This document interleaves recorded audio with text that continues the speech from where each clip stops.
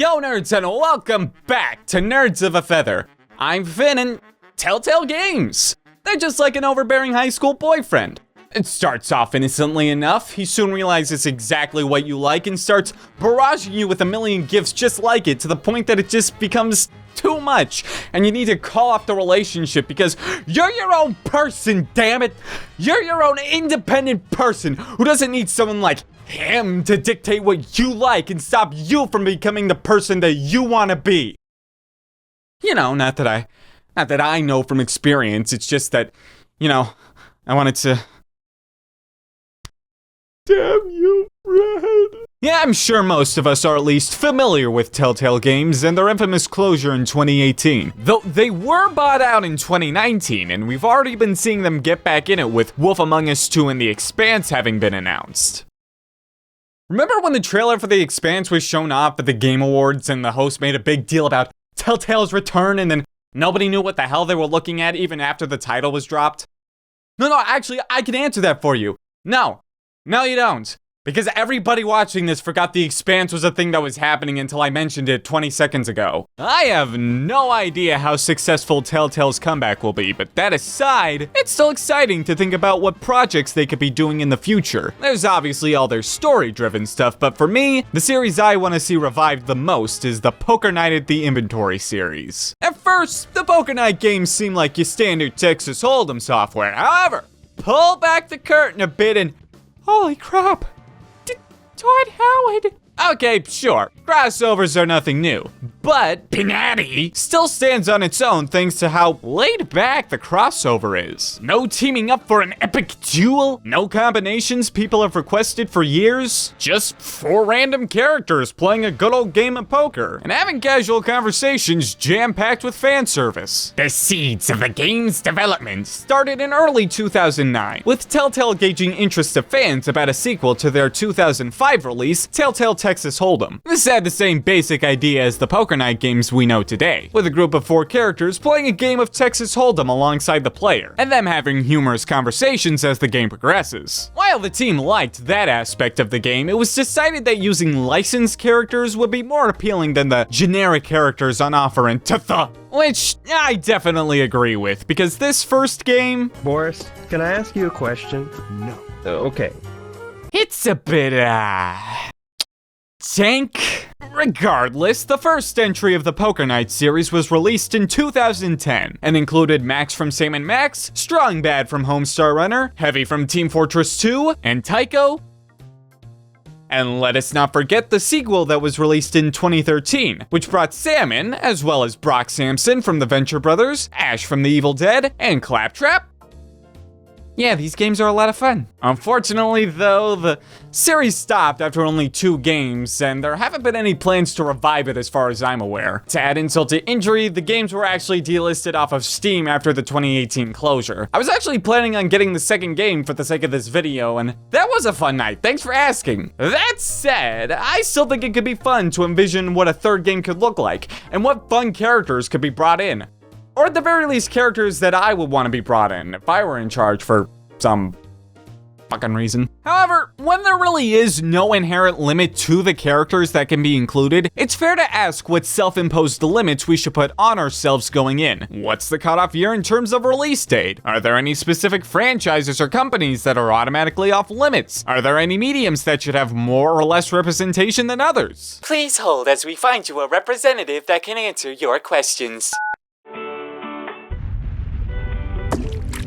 Alright, let's stop stalling here. Let's get to our first player in the tournament already. Logically enough, I thought to look towards some of my personal favorite series for good jumping off points. And when thinking of a series with amazing characters, it's hard to get a better group than the cast of A Hat in Time. Alright, full disclosure, A Hat in Time is my favorite game. I would be fighting tooth and nail to get a representative from it in. Lucky me, I'm the one making the video. I only need to fight Tooth. This just showed up at my doorstep, man.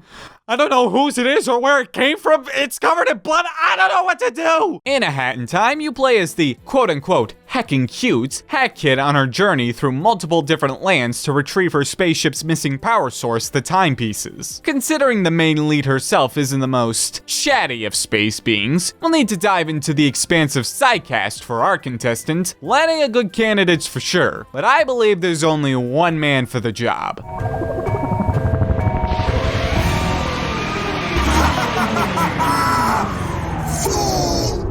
Oh, wait, it's you. Yes, Snatcher himself, I believe, would be a perfect fit for a night of gambling at the inventory. Not only does he have hilarious writing in the game, he also has a great personality that can change energy at a moment's notice. One minute he could be screaming at you about your incompetency, then the next be chilling in his hut and striking up casual conversation, while he just sits there, with his book, that he never flips the pages of, while intensely reading pictures. I don't think he knows how books work. Him being so effortlessly either a cool ghoul or an ultra on-edge tube man, depending on the situation, guarantees a great variety of interactions with the other players. What? You think the tooth just disappeared during the cutaway? No! It's still here!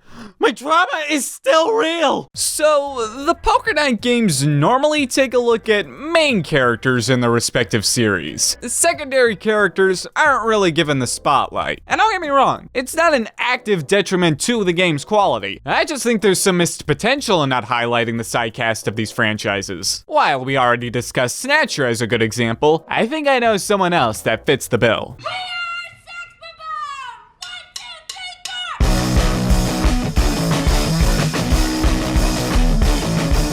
Alright, I was gonna include brief plot summaries for all these guys, but I already don't care enough. Look it up yourself. Kim's a fan favorite of the Scott Pilgrim franchise, and it's clear to see why. Her dry sass, no-nonsense personality, and relatable struggles made her a standout in a very stacked cast. And in the context of Panatti, I think she could be really good at getting under everybody's skin. She would be the least chatty person on the offset, and that will lead to being quite the enigma that everyone tries to crack. Unfortunately for them, though, she doesn't break easily. And yet, that doesn't mean on her own, she wouldn't have her own comedy to dish out. Kim's an expert at deadpan, and she could weaponize it well on her own terms during the tournament. So, up to this point, I think I've made some pretty reasonable choices. In the event that those two characters would actually be wanted for the game, I can imagine them getting in with minimal hassle. This next one, on the other hand, oh no.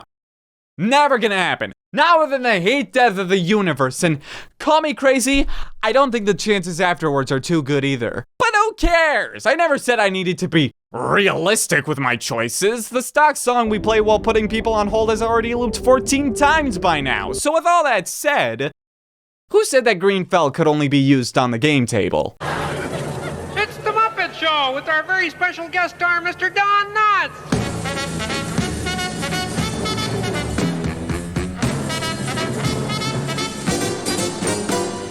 And so, Kermit Frog, middle name The, joins the game. But what could such a froggy do? Like I said, this is definitely my big out there pick, and I'm sure some people would think this wouldn't work in the slightest. These games certainly aren't the most family-friendly pieces of entertainment in the world. Boom! And you'll be hard-pressed to find a more family-friendly face than Kermit. Wouldn't Mr. the Frog be too out of place? Well, yeah.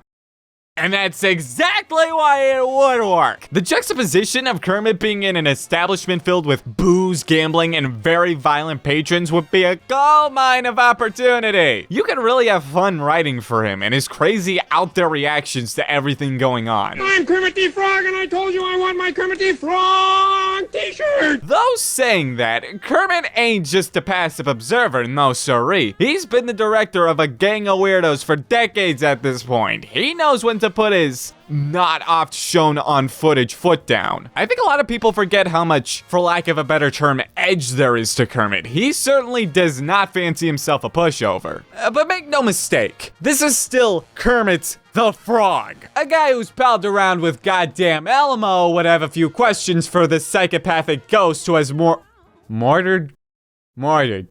He's murdered. A guy who's palled around with goddamn Elmo would have a few questions about this psychopathic ghost who has murdered people on multiple occasions. Well, okay, to be fair to Snatcher, his body count certainly isn't the highest at the table. Not even close.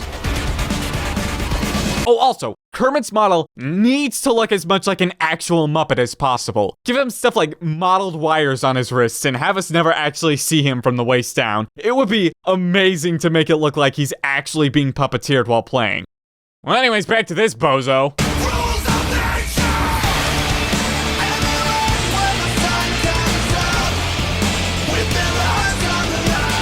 Okay, bear with me here, as Raiden is the character I'm the least familiar with out of this bunch. I've yet to dive into the Metal Gear series. Emphasis on yet, but series and experience aside, hell yeah, Raiden would be a perfect inclusion, especially if you take the setting in mind. In games, specifically Metal Gear Rising, Raiden's a badass sword-wielding cyborg who can go toe-to-toe with highly trained assassins, giant robots, and a Colorado politician. Now take this guy out of a battlefield and into a casual game of poker, what do you get? An absolute golf ball! Let's not misunderstand one another. For all the awesome things Raiden has done, he's still an unapologetic edgelord at the end of the day. Without an outlet to do a bunch of cool stuff, he would turn into the unlikely punching bag of the group. Especially if we make everyone else skeptical that he actually did everything he achieved throughout the Metal Gear series. I think the comedy that can spring from him getting frustrated that nobody takes him seriously would be fantastic. And it's not like he could do anything to prove himself. There's a strict no murdering people at the game table rule for a reason. Actually, while we're here, we may as well talk about the dealer. While both games feature Reginald Van Winslow from Tales of Monkey Island as host, the second game splits some of his duties up by making GLaDOS from Portal the game's dealer. That's a fun way to squeeze just one more character into the festivities, and I want to continue it here. I don't want to waste too much time on this, so I'll just say right off the bat that my candidate is Jackbox Party Pack alumnus Mayonnaise, the host of Party Pack 5 Split the Room. Oh, sure, Mayonnaise is far from the most well-known Party Pack host, but not only does he have the benefit of being one of the only ones who's, corporeal, allowing him to physically appear with the rest of the table members instead of merely being a floating .mp3 file in the sky, I also think his more chill tone of voice and mannerisms work well with the tone of Poker Night. For the record, Bubbles from Job Job was also in heavy competition. I just thought Mayo was more fitting. RIP. And this is where most people would end it off. 4 characters and even a bonus dealer? Sounds like a done deal.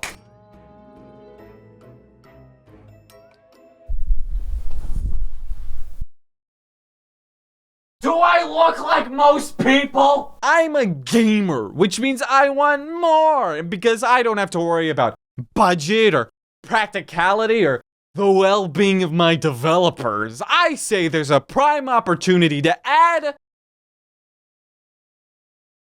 unlockables. Imagine it. You get the game day one because you already think the main 4 contestants are great enough. But after playing a good few games, you see a brand new character waltz up to the table, and you realize there are more characters that were never advertised? That's worthy of an exclamation of slight surprise. At least! Alright, we're not gonna add a bajillion characters here and make this Poker Night Ultimate, but a few more characters wouldn't hurt. And honestly, considering our lineup so far, I think we could do with a low-key character from a more casual franchise to help round things out. No need to go crazy here.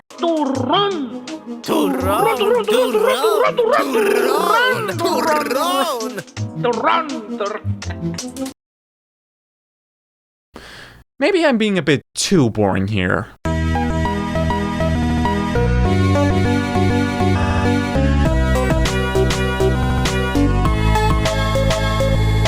So, this is Ina, main star of animated internet series, Ina. Created by animator Joel G, the series is basically the result of having a bad acid trip while looking at that one maze window screensaver. And the title character that we follow throughout the videos is a must inclusion. For the uninitiated, that half and half design isn't just for show. Ina has a very dramatic split personality, often switching at the most random of times. 1 second she's the most bubbly lass you ever done see, and the next... Please end my Ina, for God's sake, you need to remember to take your Prozac! Prozac. I don't need to explain how well this would allow for entertaining interactions, right? This little scruncho is literally a 2-for-1 special. Double the personalities, double the interactions, double the writing and voice acting fees. Wait a minute. Snatcher, Kim, Kermit, Rydenheen.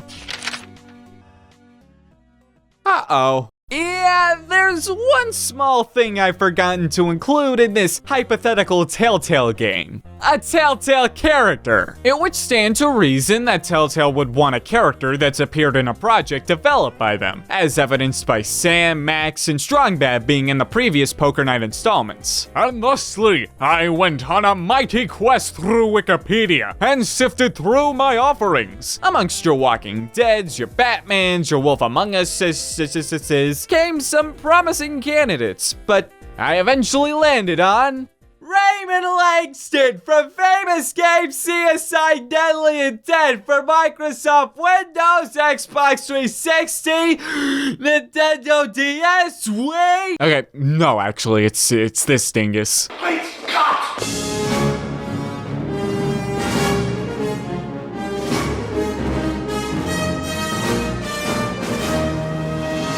Plucked straight out of one of the most beloved film trilogies of all time is Dr. Emmett L. Brown from Back to the Future. While I haven't played the 2015 game that Telltale developed, my love of the original trilogy ensures his spot. He's got it all. He's got the scientific know-how, the eccentricity, the body that apparently never physically ages. Seriously, did he look way too old as a 20-something, or did he never age once he hit his 40s? He had kids, so that invites some questions I'm too cowardly to dive into. I'm sure plenty would think to include Marty instead of Doc here, and while I would still absolutely be behind it, in my opinion, Doc's personality clashes better with the characters we already have. Oh, fun fact, he actually was considered for Poker Night 2, but those plans were apparently scrapped due to the game including mature language. That's, kinda stupid to me. I mean, it's not like the original movies were strangers to foul language themselves. Get the cavalry! Well, either way, it's obvious that I don't hold my roster to the same logic. I can justify my roster any way I want. The world's my oyster! Okay, on a side note, what the hell is that expression? What do oysters have to do with anything? Why would I want the world to be an oyster? What would even happen if the world was an oyster? I'm allergic to shellfish, this is hell. Oh shoot, I almost forgot about the bounty items. Okay, in the games, the characters playing would occasionally offer up a special item that you could collect if you defeat them in the tournament. They not only forever sit in your in-game collection, they'd additionally unlock special items in Team Fortress 2 and later on Borderlands 2. Items like these included Max's badge and gun, the Necronomicon, and even one of GLaDOS' personality cores. As for the items our cast of cretins will put up, Snatcher had enough yarn in his forest to make a Dweller's Mask, Kim looked around her place for a grand total of 3 minutes and settled on bringing her drumsticks. Kermit dusted off an old purple tuxedo he would wear a lot in the early days of The Muppet Show. Ryden's pawning off one of his swords. Again, I don't know too much about Rising. If there's a specific sword that works best here, you tell me. Ina was able to snag a lovely hourglass dog during an auction day. Doc Brown had a spare flux capacitor that was laying around. What? You're telling me you don't have a couple of those things cluttering your attic? And as for mayonnaise, I could either see him bringing something tied to split the room directly, like his set of chess pieces, or something related to Jackbox as a whole, like the titular white guy crate itself. I consider going into other aspects like unlockable costumes or extra game modes, but this video's long enough already. After getting 20 minutes out of a frickin' blockbuster board game, I think I'm allowed a bit of brevity. Shut up. But there we have it. 6 characters, 1 dealer, 0 chance of Poker Night 3 ever actually happening, and minus at least 1 tooth from somebody's mouth. I don't know about you, but I enjoy the last bit of my innocence being ripped away from me. This whole debacle has been really enlightening.